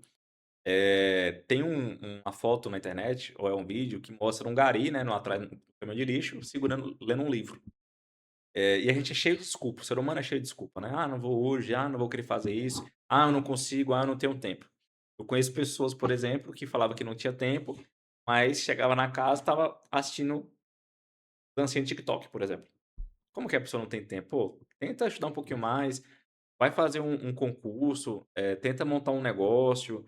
Não tô dizendo que é fácil aqui, mas Não, assim, isso. existem formas de você também ganhar mais dinheiro. Aí o que que você faz? Você começa a ganhar mais dinheiro para tentar fazer sua reserva melhor, aplicar melhor, ter uma condição melhor, e aí você consegue fazer uma carta de crédito, compra um apartamento, aluga, constrói patrimônio com, né. Eu acho que meter a cara no que for fazer, né. Eu me lembro também quando eu fui fazer minha certificação CFP, eu tinha ganhado a bolsa, e se eu não passasse, eu perdia ela.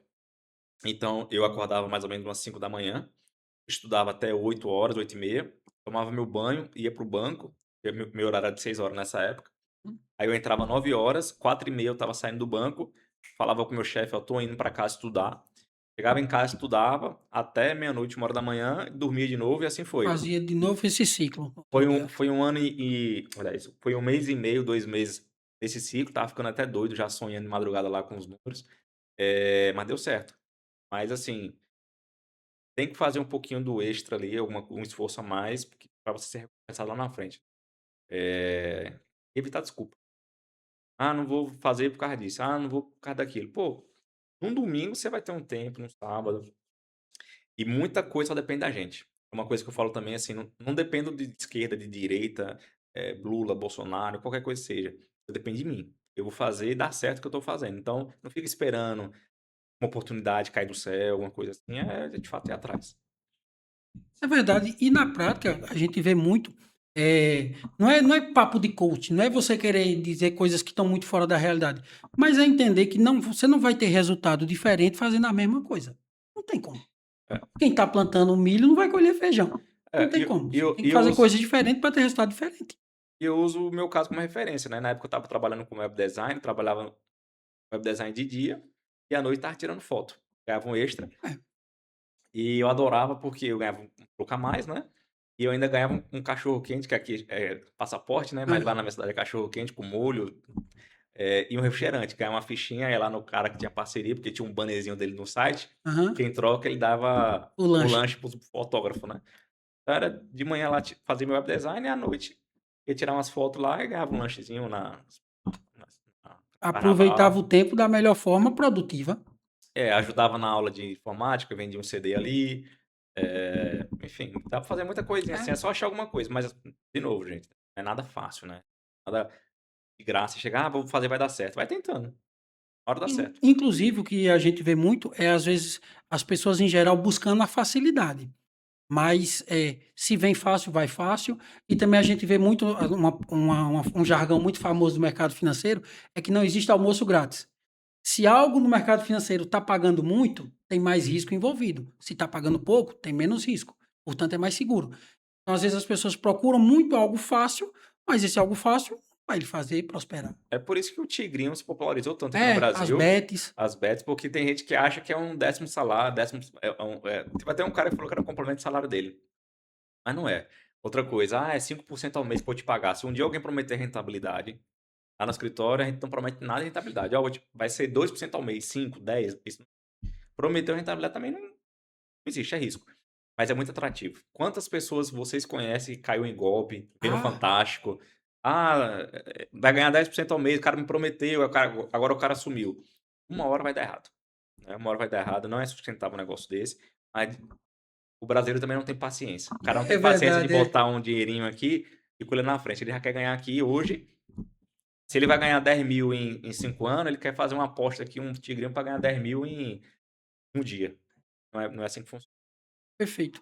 E agora a gente vai se encaminhando, depois a produção me fala aí como que tá de tempo, mas, pelo meu roteiro aqui, a gente está seguindo agora para a parte final, Paulo, e aí eu coloquei aqui algumas perguntas rápidas, Tá. e a gente vê muito isso, né, e eu acho que é uma coisa bacana, um bate-papo agora de bate-pronto, onde eu faço alguma pergunta aqui sobre a nossa temática, e você tenta responder de forma mais objetiva, mais direta, com o que vem na mente, sabe. Então, como é que tá de tempo aí? Olha aí, tá vendo? No instante passa, né? É, Tá vendo que o tempo sempre passa? E quando a gente tá num bate-papo assim é que ele passa melhor. é. Vamos lá, Paulo. Dinheiro compra felicidade? Compra momentos felizes. Eu acho que felicidade não, mas momentos felizes compra. Pensei que ele podia dizer: "Rapaz, não compro não, mas manda trazer, manda buscar". É. Mas enfim. O que é riqueza? Riqueza riqueza é muito singular, né. Pra mim a riqueza pode ser ter muito dinheiro, mas para você pode ser estar com seu filho em casa. Então acho que riqueza é algo singular. Muito individual, né, de cada um. Às vezes É. o que é riqueza para um, não é para o outro e tá tudo bem. Às vezes para mim riqueza é ter meu tempo mais disponível para ficar com minha família, por exemplo. Qual o melhor investimento que já fez? Em mim mesmo. Foi eu estudar e uma coisa que minha mãe sempre falava: "Meu filho, estude que ninguém tira isso de você". Que é isso. Conhecimento, né, você investir em si, você se capacitar, acaba que naturalmente portas se abrem. Porque você Perfeito, está se capacitando, não tem perfeito, muito como fugir disso, né. perfeito. E qual foi o pior? O pior, Sim, pior investimento? pior investimento. Rapaz, pior investimento eu acho que é no Brasil você confiar nas pessoas quando se trata de venda de negócio, por exemplo. Rapaz, eu tomei um calote numa venda do negócio, tá até hoje na justiça, que pelo amor de Deus, eu acho que o pior investimento é esse. Eu sei qual é esse O aí, eu negócio sei tá qual o é esse. negócio estava rodando bonitinho, dando receita, só que infelizmente estava consumindo um pouco de tempo. Aí vendi numa boa fé, óbvio, tudo no contrato, tudo Uhum. certinho, mas podia ter botado mais garantia e tudo mais, mas enfim. Serve de aprendizado, né. Tudo na vida vira uma lição, né. Qual foi o teu maior acerto? O maior acerto, profissionalmente falando, primeiro foi ter casado com a minha esposa Kaline, né, beijo de novo. Mas o segundo acho que ter saído do banco e ter ido empreender, acho que foi o meu melhor acerto, digamos assim. E o maior erro? Meu maior erro, cara, sendo bem sincero, eu não penso em erro, porque, como eu te falei, né, eu prefiro arriscar e não der certo o negócio, mas eu também não fico olhando pra trás, né, lamentando aquele negócio. Que nem o exemplo da que a gente brincou aqui, né. Aconteceu, paciência, vamos pra frente. Eu não fico remoendo o maior erro, assim, Eu acho que na minha cabeça não vem um erro, porque eu tento aprender tudo que aparece. Então, assim, um erro que acaba virando ali alguma coisa. Mas agora de cabeça não. Enquanto tu respondia, eu fiquei pensando o meu, sabe? Qual foi o meu maior erro? E também eu compartilho dessa visão, de que às vezes a forma que teve esse erro, mas ele foi um aprendizado. Então, às vezes foi até, claro, depois que passa e você enxerga isso com mais clareza, você diz, foi até bom ter quebrado a cara ali. Sim. Claro que quando você tá na merda, você não pensa É isso. ruim, né? Mas depois que passa, você diz: "Rapaz, se eu não tivesse quebrado a cara ali, eu não teria aprendido isso, ou eu teria quebrado a cara muito pior em outra coisa". É, eu acho Então eu acho que você pensar no seu maior erro tá muito ligado a arrependimento, sabe? Que, poxa, meu maior erro, eu não devia ter feito aquilo. Cara, fiz porque eu achava que era a melhor coisa naquela época e vamos embora. Pra trás não. perfeito. É o melhor conselho que recebeu? O melhor conselho que eu recebi foi que o que eu tenho mais de valioso no mundo é meu nome. Eu falecido tio Pedro, que tá lá do Rio Grande do Sul, quando eu era pequenininho, eu cheguei numa loja, ele: "Ah, esse tênis aqui é caro", ele estava olhando tênis para o filho dele, meu primo. Aí eu falei: "Ô tio, por que que você não pega e finge que paga e vai embora?" Não, eu era criança, não sabia. Aí Aham. foi que ele me falou, assim: "Ó, seu tio não pode ter muita coisa, ele tem o nome dele. Quem nunca vai dizer que seu tio enganou ou passou a perna em alguém, então seu nome é a coisa mais valiosa que você vai ter na vida". E eu, de fato, eu É, acho que é isso que eu carrego também. perfeito. E algum conselho que tu ignorou e se arrependeu? Aconteceu já algo assim? Conselho que eu ignorei. É. Eita, pô, aí alguém te avisou e tu: "Eita, rapaz, ó, me falaram isso e eu ainda fiz". Não, assim, eu sempre acabo escutando muito, né, da gente, mas eu acho que um conselho que eu ignorei, não tô lembrando aqui agora de um conselho específico. Ou deve ter tantos também, vai que eu acho que eu não ignoro, eu ignoro Aham. muita gente, mas, a princípio também não me recordo de nada. Um hábito que mudou a tua carreira? O Algum hábito hábito? tá conectados 25 horas por dia. Eu leio muita notícia, eu estou muito bem informado. Eu tenho um cliente, por exemplo, que pergunta se eu sou uma IA, que ele me manda mensagem 4 horas da manhã, eu acabo respondendo. Mas eu acho que é essa questão de ter o hábito de estar ligado no que está acontecendo. Então, acho que é isso que, de fato, assim, muda um pouquinho a carreira da o hábito, né. E também, assim, que acaba envolvendo leitura e tudo mais. É. Eu acho que é um hábito legal. Então tá sempre informado de notícias, de acontecimentos políticos, econômicos do Brasil e do Leio mundo. muito relatório, leio muita coisa. É Bacana. é E na nossa carreira, né, entendendo que estamos no mercado financeiro falando disso, passa também para o cliente a questão, eu já mencionou isso ao longo da conversa, da credibilidade, de você do cliente entender que o assessor dele está atento ao que está acontecendo e, naturalmente, acaba sendo uma fonte de confiança. e assim, você acaba aprendendo muita coisa, né, igual aquele caso daqueles clientes que foram lá para falar de agentes da inteligência artificial, né. Isso. Que eu já tinha lido, já estava sabendo como é que funcionava, já vi que a NVIDIA, por exemplo, estava desenvolvendo, um chip de inteligência artificial que era diferente. Então, você acaba conhecendo até outros segmentos, e aí o cara vai te falar sobre investir em ações, aí você: "Pô, faz sentido por isso, por aquilo, na empresa tal".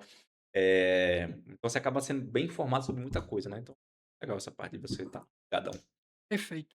E a pessoa que mais influenciou sua trajetória? O que mais influenciou minha trajetória, cara, eu acho que foram não tem uma específica, né, mas eu acho que foram 2, né. A Uhum. minha mãe, no começo, né, que me apoiou ali na coisa, e eu acho que a minha esposa Karine que, como a gente saiu da cidade que a gente vivia muito cedo, né, a gente casou jovem, eu estava com péssimo pra eu lembro quando é o dia do casamento, tá, mas Aham. eu não lembro quantos anos eu tinha, eu acho que era 22. Então a gente tá tem o quê? 10, vai fazer 11 anos e tal. Então ela me acompanhou nas mudanças pelo banco e tudo mais, e aí a gente foi construindo uma parceria muito boa, né. Acho que seriam essas 2. Aí de novo, beijo. Beijo, Karine. Então eu vou aproveitar para não dormir no sofá. Beijo, Luana, também aproveitar aqui o ensejo. Que amanhã, inclusive, é Dia dos Namorados, né, não pode É, deixar passar. pessoal, para quem não tá ligado, a gente tá gravando isso aqui no dia 11 de junho de É isso, 2026. verdade. Como é o primeiro episódio, a gente tá aprendendo um pouco como fazer. Editar. Eu optei por não fazer ao vivo, mas quem sabe no futuro próximo vai ter ao vivo também. Mas em breve vai ser editado e colocado no nosso canal no YouTube. Ao vivo é legal depois que o pessoal manda pergunta, né, no chat, alguma coisa É, assim. bacana. Nós vamos providenciar isso aí. Paulo, e agora a gente está chegando no final e eu quero só te fazer uma pergunta que eu vejo sempre nos podcasts que a gente acompanha, inclusive, podcast é um tipo de conteúdo que eu gosto de consumir. Eu assisto vários, os que são os mais famosos, o Flow, o Inteligência, o Sócios Podcast, o Primocast, enfim, principalmente em podcasts que têm um foco em empreendedorismo, negócios, investimentos. Eu gosto muito disso. E acaba sendo muito comum você ver o pessoal fazer uma pergunta que eu vou te fazer agora e eu quero. Se é clichê, é porque funciona. Sim. E aí, se você pudesse voltar para Barreiras e conversar com aquele jovem que estava começando a carreira, o que é que diria para ele? Diria pra ele, eh, cara, é difícil, né, essa É. pergunta, mas eu acho que eu falaria pra ele assim: "Fecha o olho E vai. e vai que vai dar certo". Porque, que nem eu te falei, né, não me arrependeria, né, pra falar algo diferente. Uhum. Também não falaria que ia ser tudo flores, né. Mas falou: "Ó, fecha o olho, vá-se embora. Com a cara aí e é muito novo também, como eu falei, né, novo, pode quebrar a cara ainda, recomeçar. Confia, confia que vai dar certo". Acho que eu falaria mais ou menos isso. Bom demais. Pessoal, e com isso a gente encerra esse bate-papo, que pelo que eu vi ali a produção estava me mostrando, passou até do tempo que a gente tinha É. estimado, mas nem E aqui já parece. já tá dando até água na boca, né, Diegão, Pronto. pra gente tomar uma cervejinha aqui. Já tô É. doido pra acabar esse podcast já pra cair na Rock Bros aqui. Positivo. Pessoal, agradeço a cada um de vocês que ficou aqui até agora. Está sendo a gravação do nosso primeiro episódio. Eu estou muito animado com esse projeto. Eu vou receber pessoas desse nível do Paulo e vocês vão ver bate-papos muito interessantes com pessoas de sucesso que construíram carreiras e negócios prósperos. E a ideia é essa. A ideia do Farol Podcast é iluminar caminhos. A ideia desse podcast é trazer realmente pessoas que têm sucesso nas suas áreas, que são referência nas suas áreas e poder compartilhar com vocês um pouco da trajetória de cada um deles. Então, assim eu encerro, né? Faltou algum recado? Agradecer aos nossos patrocinadores, agradecer de novo a Hulk Bros, É, que mandou um packzinho bacana com a cerveja temática. faltou só um comentário, Diego, que Dizer, a vida de assessor é fácil. Tão fácil que meus cabelos já caíram, eu já tive que botar outros aqui. Pra você ver como é que é bom, né? é, Mas é tranquilo. E obrigado pelo para convite. quem não sabe, esse cabelo do Paulo agora é É plantado, plantado, foi tá na plantado, plantação aqui. mas enfim, Mas Diegão, muito obrigado pelo convite aí, tenho certeza que vai ser muito sucesso. E fiquem ligados aí, Farol Podcast, vai iluminar caminhos, não é não, é Diegão? isso aí. Valeu!